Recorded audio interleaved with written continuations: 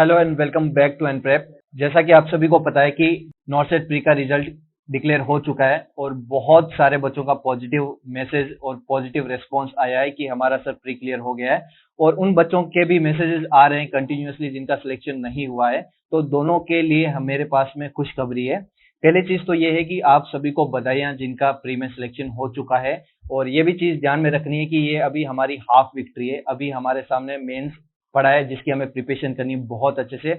और क्योंकि प्री का आपने पेपर बहुत अच्छे से दिया तो आपको एग्जैक्टली पता चल गया होगा कि प्री का जो पेपर सेट हुआ था, जो पैटर्न आया था, वो आपको एग्जैक्ट पता है। जैसे मार्केट में हवाएं बन रही थी कि एनक्लेक्स से क्वेश्चन ज्यादा पूछे जाते हैं या इस टाइप के क्वेश्चन ज्यादा पूछे जाते हैं, तो वो सारे मिथ हमारे यहाँ पे बस्ट हैं।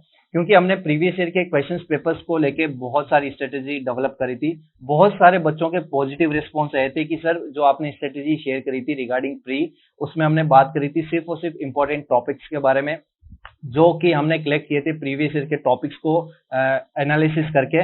और उनके बेसिस पे जिन भी बच्चों का प्री हुआ था उनका बहुत ही पॉजिटिव रिस्पॉन्स आया है। और क्योंकि आपने प्री अभी रिसेंट में दिया तो आपको बेटर तरीके से पता है कि एग्जाम का पैटर्न एक्चुअल में कैसा है और एम्स कैसे और किस तरीके से क्वेश्चंस फ्रेम कर रहा है। सबसे पहले तो मैं आपको बता देता हूं कि जो अभी प्री का रिजल्ट आया उसमें कितने बच्चे क्वालिफाई हुए हैं और कितनी कितनी कट ऑफ रही है हर एक सेगमेंट के लिए, हर एक कैटेगरी के लिए। क्योंकि ये हमारे लिए जानना बहुत इंपॉर्टेंट हो जाता है कि कितने बच्चे हमारे साथ कंपटीशन में बैठने वाले हैं। क्योंकि वो होता ना कि अगर सिर्फ एक बंदा कंपटीशन में बैठता तब तो कोई दिक्कत वाली बात नहीं थी, क्योंकि फर्स्ट भी वही होता, लास्ट भी वही होता। लेकिन क्योंकि बहुत सारे बच्चे कंपटीशन में बैठ रहे हैं और कंपटीशन का मतलब ही यही होता है कि हमें एक को बीट करके आगे बढ़ना होता है। वो सिंपल सी चीज है जो हमने थ्री इडियट्स में देखी थी, जिसमें वीरू शास्त्र बुद्धे ने बहुत बड़ी बात कही थी आमिर खान को उस टाइम पे कि लाइफ इज ए रेस, जिसमें अगर आप तेज नहीं भागोगे तो कोई दूसरा आपको कुचल के आगे निकल जाएगा आपसे।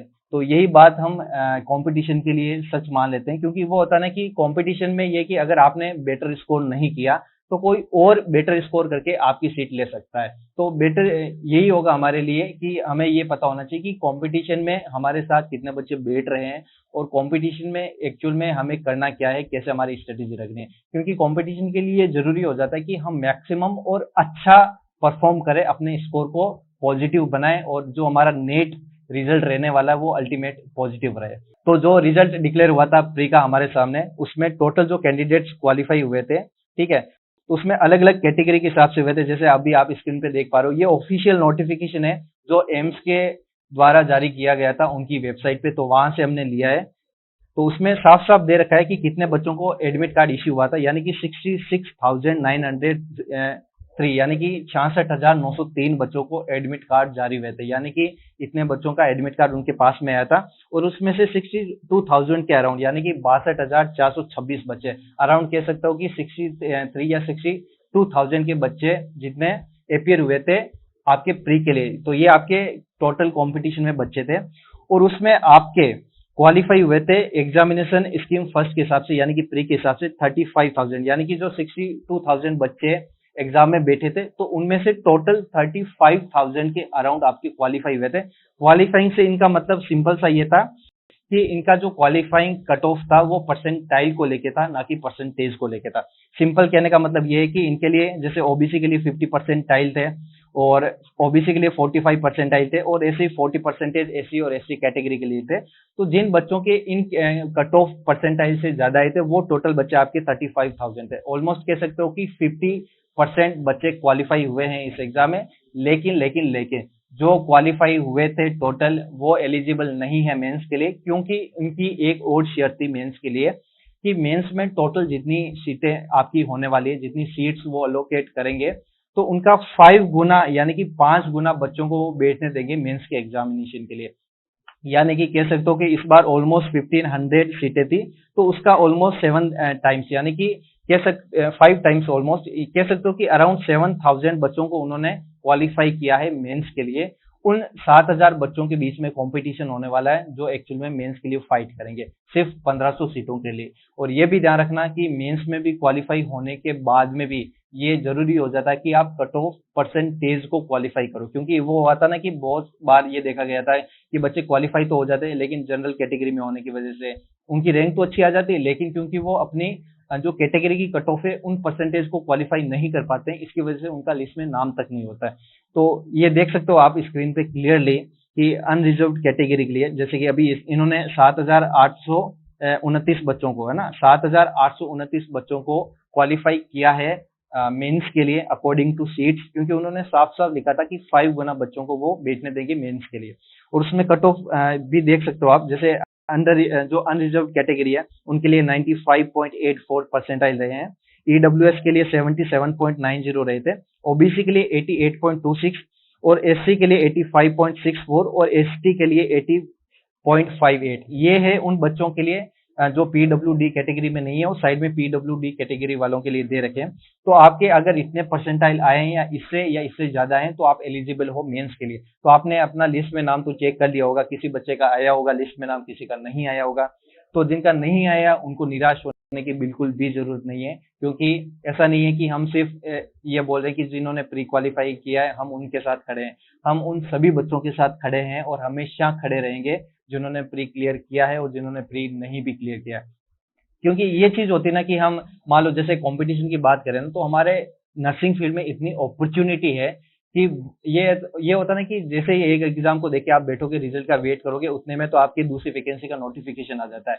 तो जो नेक्स्ट नो सेट होने वाला है उसका टाइम ज्यादा बचा नहीं है, उसकी भी डेट डिक्लेयर ऑलरेडी हो चुकी है एम्स की ऑफिशियल वेबसाइट पे, जो कि अप्रैल में आपका होने वाला है नेक्स्ट ईयर।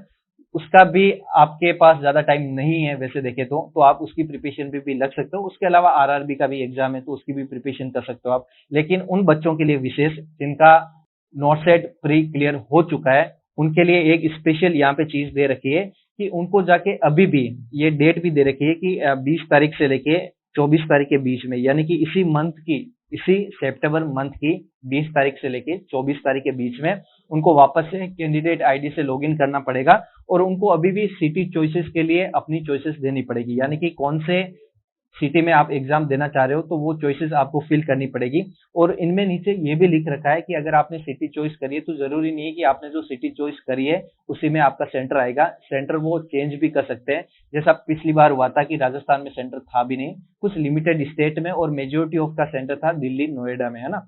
तो ये भी हो सकता है कि इस बार आपका सेंटर नोएडा में है। तो मेंटली सबसे पहले अपने को ये प्रिपेयर रखना है, मेंटली खुद को प्रिपेयर रखना है कि जो नॉट सेट का आपके मेंस के लिए सेंटर कहीं पे भी आए तो उसके लिए वही सेम चीजें फॉलो करने की, एक दिन पहले पहुंच जाना है, और वही बाकी सारी चीजें कि वो होता है ना कि एक मेंटल स्ट्रेस नहीं होना चाहिए कि सेंटर इतना दूर है। तो वो उसके लिए अभी से आप प्रिपेयर हो, इसीलिए इन्होंने अभी से डेट डिक्लेयर कर दी है कि आपको सिटी चॉइस कब करनी है, और सिटी चॉइस करने के बाद में भी आपका सेंटर कहीं पे भी आ सकता है, ये चीज ध्यान रखना। और जहां तक स्ट्रॉन्ग प्रोबेबिलिटी है आपका जो सेंटर आएगा वो आपके नोएडा में, दिल्ली में आएगा मेजोरिटी का सेंटर। उसके बाद में देखो सिंपल सी चीज है कि प्री की प्रिपरेशन तो हमने अच्छे से कर लिया ना। प्री की प्रिपरेशन के बाद में अब क्योंकि वो होता है ना कि बच्चे सोच रहे हैं कि चलो कुछ इस चीज को लेके खुश हो रहे हैं कि चलो प्री में हो गया तो मेंस में भी कैसे भी कर लेंगे, तो इस चीज को भी लेके ज्यादा खुश होने की हमें जरूरत नहीं है। ऑब्वियस सी बात है कि सेलिब्रेट करना है कि हमने फर्स्ट स्टेप कंप्लीट कर लिया है, क्योंकि ये सिर्फ आपके क्वालिफाइंग एग्जाम था, मेंस के ऊपर आपके इसका कोई भी इफेक्ट नहीं होने वाला है। मेंस में आप जो 160 क्वेश्चंस अटेम्प्ट करोगे उसमें आपका स्कोर क्या रहता है, सिर्फ और सिर्फ उसी के बेसिस पे आपकी रैंक जज होगी, उसी के बेसिस पे आपकी रैंक निकलने वाली है। तो जाहिर सी बात है अगर आपका प्री क्लियर हो गया तो बहुत अच्छी बात है। अब इस चीज को यहीं पे हमें भूल जाना है और अभी आज से ही मेंस के लिए प्रिपरेशन स्टार्ट कर देनी है, और हर एक स्टेप के लिए क्या स्ट्रेटेजी रहने वाली है, कैसे कैसे हमें प्रिपरेशन करनी है, क्योंकि हमने प्री के लिए भी यही सेम चीज फॉलो करी थी कि हमने स्टेप बाय स्टेप बच्चों को गाइड किया था, पर्सनल ग्रुप्स भी बनाए गए थे जिसमें हमने बच्चों को पॉइंट टू पॉइंट गाइड किया था कि कैसे और किस तरीके से हमें प्रिपरेशन करनी है। और मैंने यूट्यूब के ऊपर भी स्पेशली हर एक टॉपिक के ऊपर जो मोस्ट कॉमन क्वेरीज मेरे पास आ रही थी उसके ऊपर मैंने वीडियोस बनाए थे, जिसमें मैंने बात करी थी कि नेगेटिव को कैसे कंट्रोल करना है, स्पेशली नेगेटिव को कैसे कंट्रोल करना है, सिलेबस कैसे पढ़ना होता है, रिवीजन कैसे करना होता है। इवन तो मैंने ये भी बताया था कि जो हमारे मॉक टेस्ट होते हैं उनको हमें कैसे प्रैक्टिस करना होता है।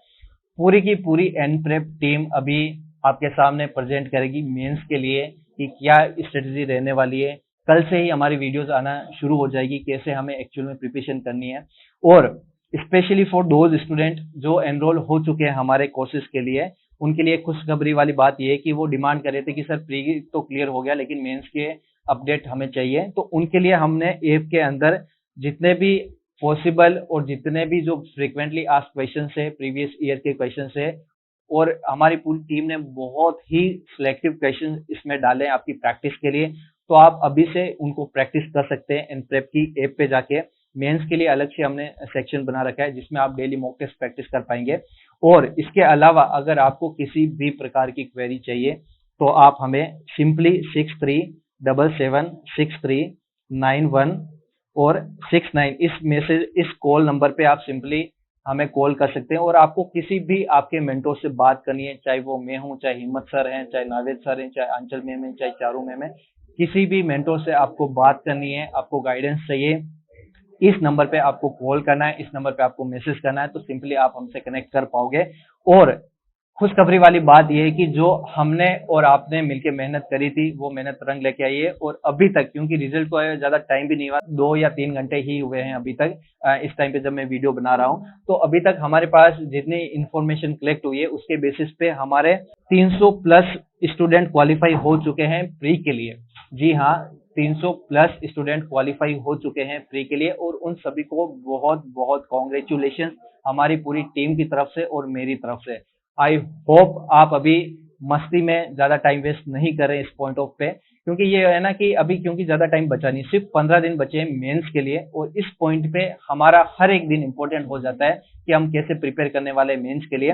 देखो, सिंपल सी स्ट्रेटेजी मैं यहीं पे आपके सामने शेयर कर देता हूँ, क्योंकि वो होता है ना कि अभी आप सबको पता है कि क्या करना है, क्योंकि आपने नॉर्सेट का एग्जाम दिया है, उसके हमने रिव्यूज भी लिए थे स्टूडेंट से, तो उन्होंने साफ साफ ये बात बोली थी कि ऐसा नहीं होता कि किसी पर्टिकुलर एक सब्जेक्ट का ज्यादा फोकस होता है एम्स के लिए, क्योंकि ऐसा नहीं है कि एमएसएन से ज्यादा क्वेश्चंस आए थे या एफओएन से ज्यादा क्वेश्चंस आए थे, हर एक सब्जेक्ट का इच एंड इक्वल वेटेज था। तो वही बात मैं बार बार आपके साथ शेयर करता हूं कि आपको हर एक सब्जेक्ट के लिए अच्छे से प्रिपरेशन करनी है। ऐसा नहीं है कि आप सिर्फ एक पर्टिकुलर सब्जेक्ट को लेकर प्रिपरेशन कर रहे हो, तो इससे आपका सिलेक्शन रुक सकता है। बहुत सारे बच्चों की क्वारीज आती है कि प्री तो मल्टीपल टाइम्स क्लियर हो गया, लेकिन मेंस में क्या दिक्कत आती है कि मेंस वो अच्छे से क्लियर कर नहीं पाते। वो दिक्कत क्यों आती है? क्योंकि अभी भी वो अपने जो पुराने फंडामेंटल्स है उनके बेसिस पे काम करते हैं, अपने फंडामेंटल्स को चेंज नहीं करते हैं। क्योंकि जिस तरीके से एम्स ने वो टैगलाइन दे रखी है कि सिनेरियो बेस्ड क्वेश्चंस आते हैं, और मार्केट में जैसे हवा चल रही है कि एनक्लेक्स बेस्ड आपको प्रिपरेशन करनी है, एनक्लेक्स में मोस भी पढ़नी है, लिपिन कोड पढ़नी है, ये पढ़नी है, वो पढ़नी है। तो आपने खुद ने प्री का एग्जाम दिया है, आपको बेटर पता है कि कहां से एग्जैक्टली क्वेश्चंस पूछे गए थे। इसमें मुझे बताने की या किसी और को आके आपको बताने की जरूरत नहीं है कि क्वेश्चंस आपके कहां से पूछे गए थे, वो आपको क्लियर कट पता है, इवन हमसे ज्यादा बेहतर पता है, क्योंकि आपने एग्जाम दिए हैं और आपको एग्जैक्ट लैंग्वेज तक पता है कि एग्जैक्ट लैंग्वेज कैसी फ्रेम की गई थी, कैसे ऑप्शंस फ्रेम किए गए थे। तो अभी इस पॉइंट पे ये चीज ध्यान रखना कि हमारे लिए रिवीजन प्लस जो आपके एमसीक्यूज हैं वो दोनों ही इंपॉर्टेंट हो जाते हैं। रिवीजन प्लस एमसीक्यूज दोनों ही इंपॉर्टेंट हो जाते हैं। अब कुछ हमसे सवाल करते हैं कि सर मैं सिर्फ रिवीजन करूं तो वो सफिशिएंट होगा क्या, और कुछ की क्वेरीज आती है कि सिर्फ हम एमसीक्यू प्रैक्टिस करें तो वो सफिशिएंट होगा। मैं ये कहता हूं कि दोनों में आपको बैलेंस बना के रखना है, दोनों में आपको एक दूसरे की हेल्प लेनी की, यानी कि एमसीक्यू की हेल्प लेनी आपके रिवीजन के लिए और रिवीजन की हेल्प लेनी आपको एमसीक्यू के लिए।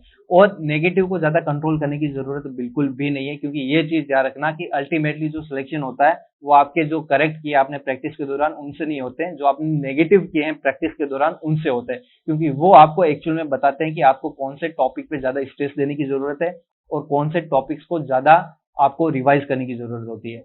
तो इसी सीरीज में कि मेंस के लिए हमें कैसे एक्चुअल में स्ट्रेटेजी डेवलप करनी है, कल से ही हमारी वीडियोस आना अवेलेबल आपके पास अवेलेबल हो जाएगी। और क्योंकि ऐप पे भी मैंने बता दिया कि हमने मेंस के लिए पूरी की पूरी सीरीज चला रखी है मॉक टेस्ट की, उसमें आप जाके प्रैक्टिस कर सकते हैं। और पूरी की पूरी जैसे हमने प्री के लिए सीरीज चलाई थी वैसे की वैसी हम सीरीज कंटिन्यू करने वाले मेंस के लिए।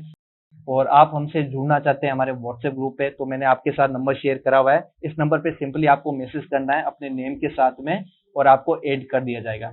Till then thank you so much and again congratulations and all the best for your mains exam. Thank you so much.